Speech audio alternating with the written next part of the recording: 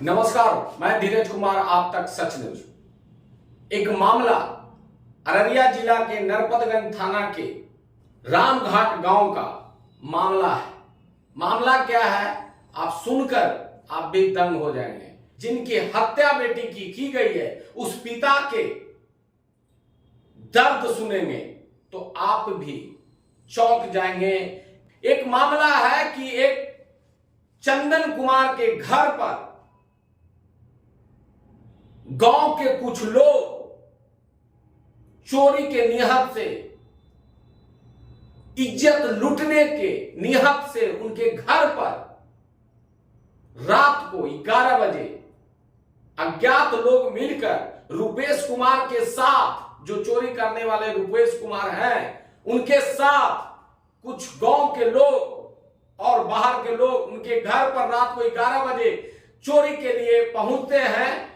लेकिन संजोग यह था कि चंदन कुमार की पत्नी उस समय जागी हुई थी और चोर को ऐन वक्त पर रुपेश कुमार को पकड़ने में कामयाब हो गई। इस बदले के भाव से रुपेश कुमार ने इनकी बच्ची को हत्या कर दिया। क्यों हत्या की? केस उठाने के लिए। जब नरपतगंज थाना के चंदन कुमार की पत्नी नरपतगंज थाना पहुंचते हैं एफआईआर करवाने के लिए, तो थाना प्रभारी एफआईआर लेने से इनकार कर देते हैं और इनको टहलाते रहते हैं। लेकिन मामला इतना हाई फाई प्रोफाइल हो गया कि तुरंत रुपेश कुमार के कहने पर चंदन कुमार की पत्नी को नरपतगंज के थाना प्रभारी उठा लेते हैं और बेटी के हत्या के आरोप में जेल भेज देते हैं। हम उनसे जानने का कोशिश करते हैं, चंदन कुमार से, जिनकी बेटी की हत्या हुई है। ये जो शख्स हमारे साथ है, ये चंदन कुमार है, इन्हीं की बेटी की हत्या हुई है।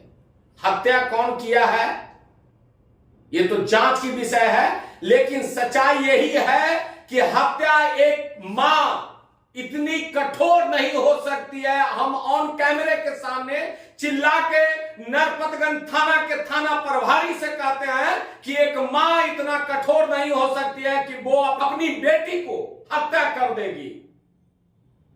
ये हम कह रहे हैं थाना प्रभारी सर, लेकिन सच्चाई यही है कि आपने न जांच किया, आपने चंदन कुमार की इनकी पत्नी को आप सलाखों के पीछे अररिया जेल में बंद कर दिए कि आगे कोई बोलने वाला नहीं होता है। जब ये दिल्ली से या जहां जॉब कर रहे थे, जब इनको सूचना मिला कि हमारी बेटी की हत्या हो गई है, तो आनंद फानन में ये अपने गांव पहुंचते हैं। लेकिन पहुंचने से पहले इनकी बेटी के हत्या दाह संस्कार सब कर दिया जाता है। लेकिन नरपतगंज थाना आज तक सही मुजरिम को नहीं पकड़ पाया।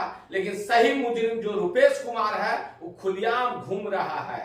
क्या मामला था चंदन जी आपके? मामला यही था, मेरी पत्नी केस की थी कोर्ट से, पहले थाना से की, थाना से केस मतलब लिए नहीं। उसके बाद गई महिला थाना भी केस नहीं लिया गया। फिर कोर्ट से केस किया गया, फिर कोर्ट से केस हो गया। ये लोग को पता हो गया केस हो गया, तो ये लोग बोला था केस उठा लो, नहीं तो तुम्हारे घर में गेट कर लेंगे। कौन बोले कि केस उठा लो? रुपेश कुमार और रुपेश विक्रम निशा, तीन वही है जो चोरी आपके घर पर किए थे। जो पहले चोरी किया था, उसको चोरी का मैंने केस भी लिखाया, लेकिन वो प्रभारी मतलब लिए थाने वाले। अच्छा, थाना प्रभारी आपका केस नहीं लिया केस, ना सरपंच ने पंचायती के कुछ भी नहीं किया। अच्छा, सरपंच भी पंचायती आपका नहीं किया? कुछ नहीं किया। और महिला थाना गया अररिया, तो महिला थाना भी मतलब नहीं लिए, मतलब रिपोर्ट टेबल पर रखा ही रह गया, कोई भी नहीं आया। जब उसके बाद दो तरफ से हार गए, उसके बाद कोर्ट गए, तो कोर्ट में अपना केस हो गया। तो उसके बाद फिर मतलब इनको पता हो गया केस हो गया, तो बोले केस उठा लो, नहीं उठाएगा तो मैं दिखा देंगे।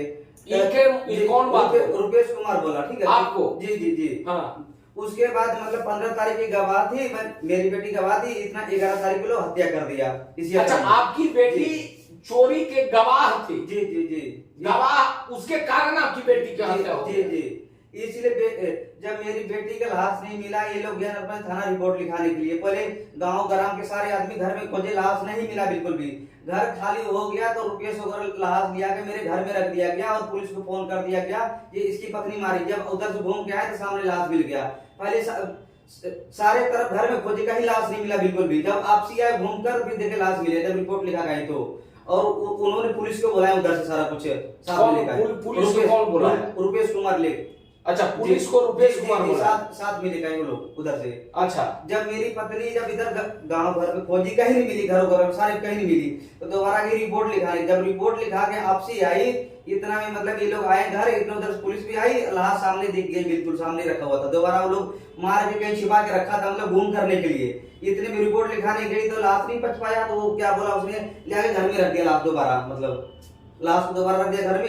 इसी अक्रम में पुलिस वाले मेरी पत्नी को लेके पकड़ के मार पिटाई की, काफी मतलब टॉर्चर किए। तो लाश मिला तो आपकी पत्नी को पुलिस क्यों लेके गई? जी बोला इसकी मां मारी है, लेकिन उसने नहीं मारी, वो रुपेश कुमार ने मार के। किसने बोला कि पुलिस आपकी पत्नी आपकी बेटी को मारा है? जी एक पुलिस ने बोले। कौन पुलिस? चौकीदार है उसमें वो। अच्छा, नरपतगंज के चौकीदार बोल रहा है कि जी आपकी पत्नी मारी? जी अच्छा, चौकीदार को कैसे पता चल गया कि आपकी पत्नी मारी? चौकीदार ये लोग सारा मिला हुआ, सारे पैसे दे रखे हैं, सारा मतलब उसी तरफ सारा कुछ, मेरे तरफ से कोई आदमी प्रशासन है उसमें। अच्छा जी, मतलब हम लोग चले गए, पूरी फैमिली मेरी गई थाना, घर खाली हो गया। घर खाली होने के बावजूद ये लोग लाश लिया कर घर में रख दिया, मतलब घर पूरा खाली हो गया। रोते धोते चले गए थाना रिपोर्ट लिखाने के लिए। जब रिपोर्ट लिखा के आए, देखे सामने लाश रखा पड़ा है। 100 आदमी खोजे, कहीं नहीं मिला। ऐसे बिल्कुल मतलब सामने रखा था लाश, बिल्कुल सामने, बिल्कुल। जब ये लोग आपसी घूम के आए तो ये फंसाने के दरमियान में, मतलब ये उसके घर में इलाज मिल जाएगा, उल्टा उसके घर में इलाज मिल जाएगा, उल्टा उसने फंस जाएगी। अच्छा, आपके पास जो रुपेश कुमार चोरी करने आया था, तो आपने बताया कि रुपेश कुमार को हमारी पत्नी ने वहां पकड़ लिया है, उसका मोबाइल और कपड़ा सब बरामद है। सारा कुछ बरामद, अभी भी बरामद, सारा कपड़ा भी है, अभी भी आपके पास है? सारा पास, मेरे पास सारा कपड़ा पास। तो प्रशासन को आप उसके बारे में बताए? जी सारा बताया, उसे सुने ही नहीं, मेरा कुछ भी नहीं सुने, बिल्कुल भी। वहाँ अररिया तक गए, वो कोई भी नहीं सुना। कपड़ा उपड़ा सारा कोई नहीं सुना, बिल्कुल भी। अभी भी कपड़ा, उसका जूता, जो भी सारा सामान है। अच्छा, आपके घर पर अभी भी रखा हुआ है? सारा मोबाइल अभी तक प्रशासन नहीं लिया नहीं कोई सामान, उसका जो चोरी वाले मामले का सारा हमने घर में रख के सामान, अभी किसी ने लिया नहीं, बिल्कुल भी। अररिया एसपी को कौन बताए थे? जी सर बताए थे, अभी कोई मतलब सूचना नहीं लिए। अच्छा, एसपी साहब की कोई सूचना नहीं दी? आप उनसे मिले? जी मिले नहीं, मेरी कुछ नॉलेज ही नहीं था। और गए वहाँ स्टाफ थे, उनको मैंने लेटर दे दिया, और मैंने डाक के द्वारा भी लेटर दिया हूँ। अच्छा, और 1 घंटे के अंदर में सारा जांच हो गया, मेरे मतलब बेटी का सारा जांच हो गया, जितना होता है जांच सारा जांच हो गया एक बार, 1 ही घंटे। जांच में क्या लगा, किस पर आरोप लगा? सर इसमें जांच कुछ नहीं हुआ, मतलब ये लोग एक बनावा मतलब क्या दिया, जांच हुआ, जांच कुछ नहीं हुआ। 1 घंटे में पटना साथ में अररिया पहुंच जाएगा, नहीं पहुंच पाएगा, कभी मिल जाए जा पाएगा। 1 घंटे में सारा साजिश के तहत ये सारा जांच हो गया। भागलपुर की भी टीम आपकी जांच करके चल गई 1 घंटे के अंदर में ही। अच्छा, सारा जांच करके चले गए? 1 घंटे के अंदर में सारा जांच हो गया। मेरे दोबारा से जांच चाहिए, जांच की मांग कर रहा हूँ, दोबारा जांच होनी चाहिए इस बात। अच्छा, आप सरकार या अररिया के एसपी साहब से आप क्या कहना चाहते हैं? जी सर, मैं सही जांच मांगना चाह रहा हूँ। जो अगर दोषी हो वो पकड़ा जाए, और निर्दोष मतलब रिहा किया जाए। मेरी पत्नी बिल्कुल निर्दोष है, लोग साजिश के तहत फंसाया गया, सारा कुछ है। ये आप कैसे कह सकते हैं कि आपकी पत्नी निर्दोष है? जी सर, उस पर मैंने एफआईआर कर रखा था, इसलिए सोचा इसके पक्ष में कोई बोलने वाला, मैं भी बाहर में था, सोचा इसको मतलब करके अंदर मतलब कर दे रहे, मत इसका आवाज कोई नहीं उठाएगा, मतलब और न मेरा केस चलेगा। अगर ये रहेगी केस की गवाह होगी, कुछ भी होगी, आगे केस बढ़ेगी, इसीलिए ये सारा काम किया गया। और बच्ची मेरी गवाह थी, इसलिए बच्ची की हत्या किया गया। 15 तारीख के गवाह थी, 11 को इसने हत्या कर दी है। अच्छा, 15 तारीख के कोर्ट का डेट था, 11 तारीख को आपकी बेटी की हत्या हो जाती है।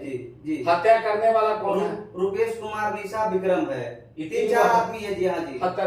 जी हाँ। किस प्रकार से आपकी बेटी को हत्या की गई? जी चाकू से मतलब गला रेत के किया, और सीने में वो मारा, क्या कहते हैं, चाकू ही मारा, मतलब। अच्छा जी, सीने में चाकू से मारा जी, और गला भी रहता है। जी, और मेरे ये शक है, वो लोग जहर की भी दवा देके पहले खिला दिया है, मतलब जहर की दवा खिला दिया है जी। अच्छा। इस हिसाब से मारा है, मतलब पहले जहर की दवा देकर उसको मारकर फिर चाकू मारा है। इस प्रकार से मेरे को संदेह लग रहा है। अब पुलिस क्या कहती है कि उस केस में पुलिस क्या कह रही है? पुलिस अभी कुछ नहीं कर रही है, वो तो उल्टा ही ले गई यहाँ से। जिसकी बच्ची मरी उसका मतलब खून मार पिटाई किया, वो लोग पैसा दिए, रुपये वगैरह पैसा दिए प्रशासन को मारने के लिए, इसको खून पिटाई करो, ये मतलब ज्यादा इधर दौड़ भाग करती है, जिसके टांग हाथ तोड़ के रख दो। इस प्रशासन ने पैसे ले लेके इसकी पिटाई किए हैं, और जेंट्स पुलिस भी किए, लेडीज भी दोनों मिलकर किए हैं। जेंट्स पुलिस कहा तो नहीं कुछ भी, और 4 रोज तक थाना के अंदर रखे, मार पिटा के छोटे छोटे बच्चे को सुई लगाया गया है। ये बताओ जी, तुम्हारी माँ मारी है, लेकिन हमारी पत्नी नहीं मारी कभी भी, कोई बात ऐसी नहीं है। वो लोग झूठा आरोप मतलब फंसा रहे थे, इसलिए ये अंदर चले जाएगी तो इसका केस मतलब हम लोग केस चलेगा ही नहीं, इसको उल्टा फंसा दे रहे। इसी के बच्ची मारकर पहले बॉडी मेरे घर में नहीं था, हम सारे परिवार खोजे, 100 आदमी खोजे, नहीं था। जब आपसी रिपोर्ट लिखा गया रुपेश के नाम से तब बॉडी सामने दिख गया। उधर से प्रशासन भी आ गई, अररिया से प्रशासन आ गई 1 घंटे के अंदर में, और 15 मिनट में यहाँ नरपत आगे पर्सन सारा जांच 1 ही घंटे के अंदर में सारा हो गया। मेरा गांव वाले कोई नहीं है, सारे मतलब उधर की पार्टी है, बिल्कुल है। मेरे को इंसाफ मिलना चाहिए। ये चंदन कुमार थे जिनकी पत्नी को पुलिस नरपतगंज के थाना प्रभारी जेल के सलाखों में भेज देते हैं। सवाल उठता है, कहीं ना कहीं पुलिस पर उठ रहा है कि एक मां अपनी बेटी को हत्या नहीं कर सकता है। नरपतगंज के थाना प्रभारी साहब, अगर आपके अंदर में जमीर बचा हुआ होगा तो अपने जमीर को झांक के देखिएगा कि एक मां अपनी बेटी को हत्या नहीं कर सकती है, चाहे कितना भी मां नालायक क्यों नहीं हो जाए। जो 9 मंथ गर्भ में पालकर एक मां बच्ची को जन्म देती है, उसे पोस पालकर 12 साल की उम्र कर देती है और बेटी को 12 साल के बाद नहीं मार सकता है। अगर मारना होगा उस मां को तो उस कोख में मार देती या जन्म लेने के बाद मार देती, लेकिन 12 साल के बाद कोई भी मां अपनी बेटी को नहीं मार सकता है। थाना प्रभारी साहब, आपको हमने कॉल किया तो आपने सिर्फ हमें यही बताया कि उसकी मां ने ही हत्या कर दी है। तो हम भी आपसे पूछना चाहते हैं कि क्या आप एक वर्दी पहनकर इतने कैसे कॉन्फिडेंस से कह सकते हैं, न आपने फॉरेंसिक टीम बुलाई, न ही उसमें पोस्टमार्टम रिपोर्ट को अभी तक कॉपी सार्वजनिक किया है, और जो आप डायरेक्ट कर रहे हैं कि एक मां अपनी बेटी को हत्या कर दी है, तो कहीं ना कहीं इसमें संलिप्तता, आपने इस हत्या को राज को उलटने के लिए आपने एक बड़ी मोटी रकम ली है। अगर नहीं ली है तो साक्ष्य को आप सार्वजनिक करिए। और मैं अररिया के एसपी साहब और बिहार के उप मुख्यमंत्री तेजस्वी यादव और मुख्यमंत्री नीतीश कुमार जी से भी अनुरोध करना चाहते हैं कि ऐसे जो पति अपनी पत्नी के लिए दर दर की ठोकर खा रहा है इंसाफ के लिए कि हमारी पत्नी बेगुनाह है, हमारी पत्नी को नरपतगंज के थाना प्रभारी पैसा लेकर जेल के सलाखों के पीछे डाल दिए हैं, हमें इंसाफ दीजिए। और मैं एसपी साहब से निवेदन करूंगा कि इस केस को अपने तरीके से जांच करिए और जो भी दोषी करार हो, चाहे वो रुपेश कुमार क्यों न हो, वो चाहे नरपतगंज के थाना प्रभारी क्यों नहीं है, या वो चौकीदार नरपतगंज के क्यों न हो, सब पर कार्रवाई करिए जो भी दोषी है। मैं धीरज कुमार, आप तक सच न्यूज।